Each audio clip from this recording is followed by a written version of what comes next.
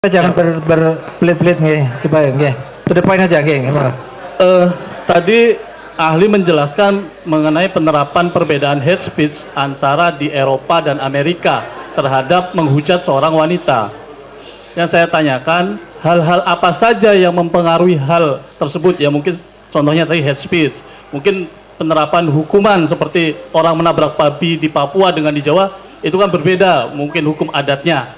Hal-hal apa saja yang mempengaruhi hal tersebut? Seperti itu. Ini ya, hate speech itu istilah di dalam hukum internasional yang dikaitkan dengan persoalan masa lalu di mana satu kelompok itu dihinakan, itu dasarnya. Ini bukan soal local wisdom, salah lagi Anda tuh, nggak ada urusan dengan local wisdom. Kenapa begitu? Supaya memproteksi potensi itu berlangsung ke depan itu. Itu intinya tuh. Jadi kalau saya terangkan etimologi, genealogi dari soal-soal itu, saya mau beritahu bahwa sistem berpikir kita dibuat sedemikian rupa sehingga kita lupa bahwa sesuatu itu ada sejarahnya tuh. Termasuk KUHP yang baru itu, kan kacau isinya kan, karena nggak ngerti sejarah tentang hate speech itu. Jadi diterjemahan, oh hate speech artinya ujaran kebencian. Oh hate speech itu kata utuh, nggak boleh diterjemahkan. Begitu diterjemahkan, dia berubah menjadi fungsi untuk kita foto aja siapa yang yakin bahwa itu benar apa salah. Lo itu nalarnya ada di situ. Jadi saya kasih kritik bahkan ke pembuat undang-undang, Anda nggak baca sejarah intelektual dari demokrasi, dari hukum itu. Itu pentingnya di Fakultas Hukum diajaran intellectual history, legal philosophy itu. Jadi kalau saya layani pertanyaan begini, itu saya cuma bayangkan kalian di Fakultas Hukum belajar apa itu? Kalian belajar undang-undang bukan hukum. Saya semua tahu ya, kalau kita semua belajar filsafat, jadi Pak Jaksa, Pak pengacara juga tahu. Mungkin jawaban yang disampaikan oleh ahli mungkin saja tidak sesuai dengan apa yang kita pikirkan kan. Karena jawaban filsafat itu memang begitu. Tapi sudah cukup ya saya rasa untuk Jaksa, cukup ya. Mungkin dari majelis ada satu aja yang mulia. Ya, satu ada aja terkait pendapat. Depan aja. Saudara, kita mau skor istirahat ya. Saudara ahli ya, satu aja terkait kebebasan berpendapat ya. Tadi ahli menjelaskan memang masyarakat bebas berpendapat, bebas mengutarakan kritik, kritis dan segala macam ya.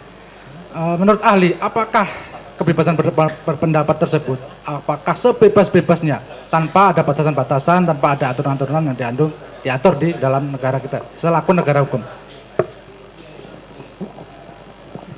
Secara normatif tidak boleh ada larangan terhadap kebebasan berpendapat. Tunggu dulu. Secara normatif. Karena prinsipnya adalah hanya mungkin seseorang itu dihargai dignitinya kalau seluruh pendapatnya dia keluarkan. Penghalangan pertama kekuasaan, pengalaman kedua feodalisme, kultur, pengalaman ketiga ketakutan psikologi. Jadi di dalam teori tentang freedom of speech, di bagian penghalang itu yang dihilangkan, bukan kebebasannya yang dimajukan. Penghalangnya yang harus disingkirkan. Begitu cara berpikirnya. Kenapa? Karena kebebasan itu tidak diberikan oleh hakim, tidak diberikan oleh presiden, tidak diberikan oleh jaksa. Datangnya dari hukum alam. Yang menghalangi itu hukum sosial. Maka tidak mungkin kita memaksimalkan kebebasan. Itu udah melekat di kita. Yang bisa kita lakukan, kurangi penghalangan itu. Begitu logikanya. Kami hargai pendapat ahli. Sebentar ya. Ahli sepakat kita di Indonesia ini adalah negara hukum ya. Nah, bahwa ada suatu aturan hukum lah tertentu tentang pembatasan berpendapat ya. Nah, sebagai ahli filsafat dan saya juga ingin tahu apa dari tujuan dibuatnya pembatasan terkait kebebasan berpendapat berdasarkan pasal 28 huruf C Undang-Undang Dasar. Ini pertanyaan 30 tahun lalu waktu saya masih jadi penasihat Buyung Nasution itu soal beginian. Gini. Pasal yang mengatur kebebasan berpendapat itu untuk memaksimalkan kebebasan berpendapat, bukan untuk menghalangi. Karena dia ada ABCD segala macam yang sering disebut coba Egy Sujana. Jadi kalau semakin diatur kebebasan itu, semakin nilai pendapatnya semakin kurang. Jadi diatur sedemikian rupa supaya kebebasan berpendapat yang datangnya dari human dignity diwariskan oleh alam semesta melalui fatwa Tuhan atau hukum alam itu jangan dihalangi oleh hal-hal yang sifatnya politis, kultural, macam-macam. Jadi prinsipnya negativity, bukan positivity. Karena yang Berpendapat itu manusia, itu udah bagus. Yang mesti kita halangi mereka yang menghalangi kebebasan berpendapat. Jadi jangan dibalik, sama seperti logika Pak Jokowi. Jokowi bilang begini, demi kesatuan tidak boleh ada perbedaan. Loh, dari awal negara ini didirikan atas perbedaan. Jadi karena ada perbedaan maka diperlukan persatuan. Jangan dibalik, demi persatuan nggak boleh ada perbedaan. Itu ngaco logikanya presiden. Cukup? Sekali lagi ya. Ya, poin aja. Ya, soalnya kita terkait tadi ahli menyampaikan bahwa yang menerima hoak adalah dungu ya. Masih ingat ya tadi? Yang menerima hoak adalah dungu, bukan penyebar hoaknya ya. Itu resiprokal aja kan? Ya. Ya, apakah ahli pernah menerima suatu hoak yang kemudian menyebarkan hoak tersebut? Nggak pernah saya nyebarin hoax. Ya. Waktu perkara Ratna Sarumpait, pernah Anda menyebarkan bahwa Kapan saya sebarkan itu sebagai hoax? Anda mengetweet mengatakan Oke, bahwa saya terangkan ya. Anda nggak baca peristiwanya. Waktu peristiwa Ratna Sarumpait terjadi, saya ada di ketinggian 5.600 meter di Gunung Elbrus, suhu 26 derajat Celcius minus, angin 90 km. Bagaimana mungkin saya nge-tweet dari situ? Bagaimana mungkin? Saya ganti SIM card pakai Rusia. Di mana saya sebarin? Apa yang saya lakukan? Anda artinya nggak baca juga keterangan saya di pengadilan. Orang bilang saya nyebar hoak. saya rasa ini udah di luar Lokus konteks ya. deliktinya lain. Ya. Bagaimana Ya. coba? Oke. Saya rasa cukup nggih dari Jaga. Mungkin terakhir dari majelis ada silakan. Oke. Terima kasih, Ketua Majelis. Ahli ya, saudara ahli. Ini baik. Kalau dari jawaban saudara pertanyaan penasihat hukum, jaksa penuntut umum, kalau sependapat saya menyimpulkan, saya cuma mencatat tadi, saya simpulkan bahwasanya filsafat itu cara berpikir radikal, keras, ya, bahwasanya malah justru menghendaki untuk perubahan undang-undang gitu. Sependapat. Perubahan undang-undang. Yang saya terangkan tadi, banyak perubahan undang-undang tidak didasarkan pada legal reasoning, pada penalaran hukum, apalagi pada filsafat hukum. Itu kesalahannya pada kurikulum kita tuh. Tapi kalau berpikir secara radikal sependapat berarti ya? Ya, itu dasarnya Pak Hakim. Terus kemudian tugas filsafat, kalau ini kesimpulan saya sepertinya hanya bukan menjawab pertanyaan, tetapi mempersoalkan jawaban itu malah. Iya, betul. Ya, oke. Kemudian ada lagi dari jawaban-jawaban saudara yang berikan tadi itu dasarnya hanya ingin mengetahui, atau kalau istilah kerennya mungkin ontologi ya. Betul, itu seperti Untuk itu. mengetahui bukan ontologi, epistemologi. Epistemologi itu bukan cara mendapatkan pengetahuan. Epistemologi itu. Iya, sekaligus mempertanyakan dasar dari pengetahuan itu diperoleh. Nah, jadi ada ontologi, epistemologi, terus satunya lagi apa itu? Aksiologi. Nah, jadi kalau kesimpulan saya seperti itu, betul? Betul, Oh, Pak Hakim. betul. Ya, itu akan kami gunakan sebagai majelis hakim Oke, nanti terima kasih. dalam membuat keputusan ya. Oke. Kemudian satu lagi. Tadi kan saudara ahli menjelaskan penemuan bisa dilakukan secara reasoning, akal. Begitu. Nah, kemudian agar menjadi reasoning itu secara norma diterima, ya kan? Sementara kita mungkin dalam membuat keputusan menggunakan itu, tetapi ternyata tidak diakui atau tidak diterima oleh masyarakat yang tidak setuju dengan akal yang kita sampaikan. Ya, adakah secara filsafat hukum atau filsafat untuk menjadikan kriteria atau ukuran bagi majelis hakim dalam mengambil penemuan itu secara reasoning? Oke, ini terima kasih. Ini Pak Hakim mengikuti literatur terakhir di dalam studi hukum itu. Saya terangkan pelan-pelan ya. Memanfaatkan logika, legal reasoning, justru itu yang jadi tumpuan hukum positif Indonesia yang bersumber pada pelajaran-pelajaran dari Hans Kelsen. Anda pasti belajar. Anda belajar Hans Kelsen. Pernah. Nah, saya serius nih, karena ini positivisme hukum Indonesia dasarnya adalah teori Stephen Baum dari Hans Kelsen. Pak Jaksa pernah belajar? Ya, saya tanya jujur aja sebagai akademisi, pernah? Nggak belajar, susah, baru dengar. Apa? Oh, salah lagi. Dilanjutkan aja. Roskopon. Dilanjutkan aja, saudara ahli. Saya terangin ini. Tolong dilanjutkan aja. Itu sebagai bahan. Itu namanya pure theory of law dari Hans Kelsen yang mengatakan bahwa hukum itu bisa ditarik dari norma di atasnya tanpa perlu uji faktanya. Dan Hans Kelsen di Indonesia diterjemahkan secara keliru, sama seperti soal Pancasila tadi.